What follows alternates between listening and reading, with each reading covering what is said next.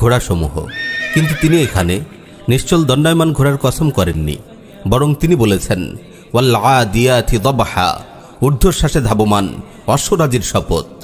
এখানে আল্লাহ তাআলা প্রচণ্ড বেগে ধাবমান ঘোড়ার কসম করলেন। ঊর্ধ্বশ্বাসে দৌড়ানোর ফলে তাদের ফুসফুসে যেন আগুন ধরে যায়। পরের আয়াতে তিনি বলেন ফালমুরিয়াতি কদহা, যারা ক্ষুরাঘাতে অগ্নিস্ফুলিঙ্গ বিচ্ছুরিত করে।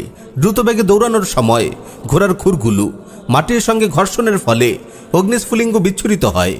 এক আগুন জ্বলে ঘোড়ার বুকে, আরেক আগুন জ্বলে তার পায়ে। পরের আয়াতে আল্লাহ তাআলা ইরশাদ করেন ফালমুগীরাতি সুবহা, যারা আক্রমণ চালায় প্রভাতকালে। আল্লাহ তাআলা বলছেন ঘোড়াগুলো এমন প্রচণ্ড গতিতে দৌড়ায় অন্য কোনো কারণে নয়, বরং যুদ্ধের কারণে।